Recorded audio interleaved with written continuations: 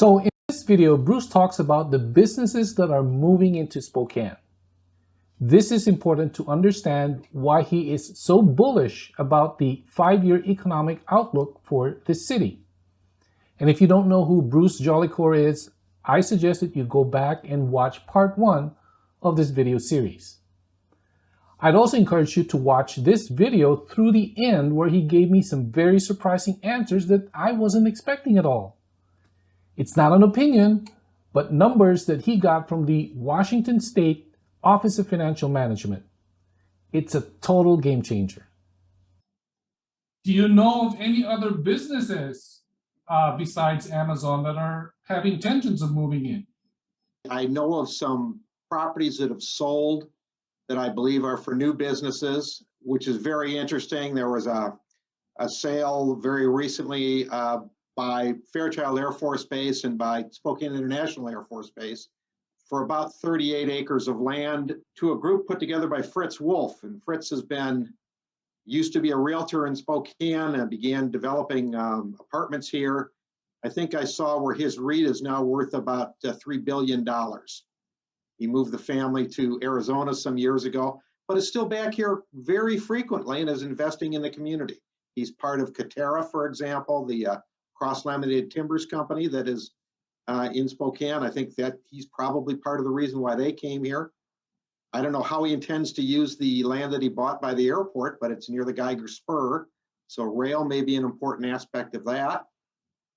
Amazon is, we've heard about the old Lowe's on Division Street becoming a last moment delivery spot, so that's another Amazon expansion. That'll be the third. We've got the 1.3 million square foot one going off of Flora in the Valley. Right. And I guess in the last day or two, it's come out as to who that really is. Right. They have an interesting way of hiding who's coming and who's going. Yeah.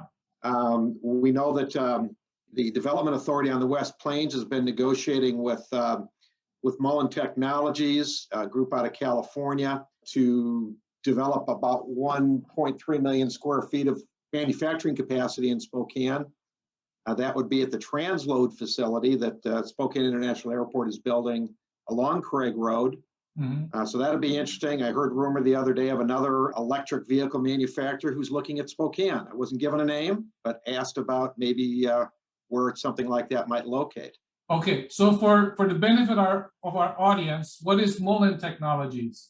Mullen Technologies is a California-based electric vehicle manufacturer that's affiliated with an entity in China. They were going to make something called the Quinto, Quinto, sports car. They've been talking for quite some time about moving to Spokane. They would have they'd have two plants. One would be an assembly plant for their vehicles, and the second would be a battery manufacturing and technology plant. They'd be on adjoining buildings at the transload facility in the West Plains. Caterpillar bought a site. We heard about Katerra. We know they were in here with their cross-laminated timbers. Caterpillar bought a site actually before Katerra in the same neighborhood.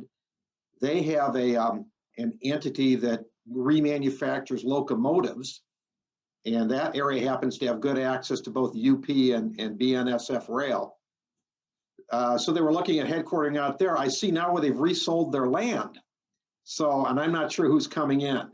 Okay. So they've decided not to go out there, but that area by Flora and between Trent and the river essentially has become quite a hotbed for development. It's just east of the park, and the park is about built out. They don't have much more land to go.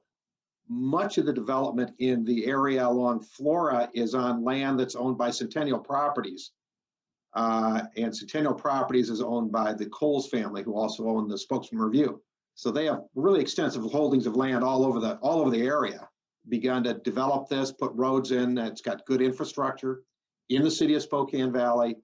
There are, I think in my last count, I saw 5 new buildings out there. It's properly zoned for it. It's got good water, sewer, natural gas, lots of electricity. It has rail access to portions of it, pretty good access to the interstate. You know, those linkages are what are so important. You know, we're in real estate, and we like to think that everything that goes on is about real estate. But the truth is it's all about talent. Real estate's important. but it's about having a good workforce, a well-educated workforce, people who have a good work ethic. And Spokane seems to have that. And that's become I think that's a significant attraction. It doesn't do any good to get cheap land if you can't get good labor.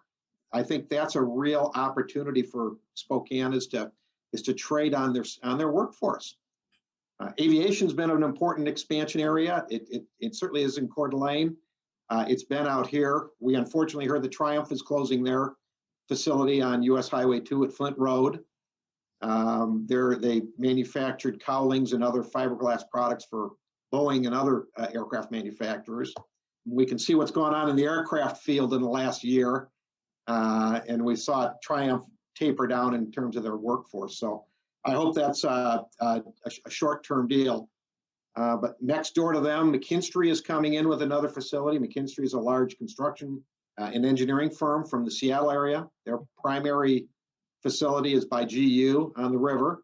They're building a second facility now off of Flint Road and 21st Avenue, which will be built from Spotted Road to past Craig Road through Airway Heights. So it'll be a brand new arterial built in that area. And so you'll see a lot of development out there. Puget Pipe is going in there too. Selkirk Pharma is going in that area. They're building a manufacturing facility. So that's pretty exciting. There's just been lots of the West Plains. I mention it often because it really has seen an outsized amount of growth in comparison to the rest of the community. It's kind of where the land is. And this is just a personal observation. The people that are moving in from a demographic standpoint tend to be the senior citizens, the ones that are closer to retirement. Is that the same observation that you have? Well, I would tell you right now that based on the population that's moved in the last 6 or 7 years, we now have an average age of 31.7 years, or among the lowest in the state. Wow. It is turned exactly upside down. Wow. I would 5 or 6 years ago, I would agree with you 100%. But we now have young people moving into the community, which has always been one of our terrible halters, a terrible hampering deal. If you can't get young people, you don't have a community. Right. And all of a sudden, there are jobs, or at least there's opportunities. I've got, you and I have talked. My daughter's going to be moving back into Spokane, and I thought she'd never even come back to visit. But she has the ability, and this again, to a degree, goes to the ability to live one place and work another. Sure. She will be telecommuting 100% of the time. Uh-huh. But her husband will be teaching school in Spokane, so we'll have a local job. So where did you get this statistic? I think we've gotten it out of the Washington State Office of Financial Management. I just read it in one of our appraisal reports this morning. Oh, okay. I did not compile it. That's good. I'm happy to send it to you. Yeah, that's good. That's surprising. I'm surprised by that. I am too. Okay. But some of the expansion that you've seen in entertainment facilities and the bars and restaurants speaks a little bit to that. This athletic facility that's being built in downtown is going to be a game changer. So that concludes part 2 of our series. Now you know who's moving into Spokane. That partly explains why there is currently a housing shortage. Builders and developers have not been able to keep up. So what does that mean? Well, I would now invite you to our next episode where we discuss specific real estate investment opportunities. I will see you in part 3 of our series.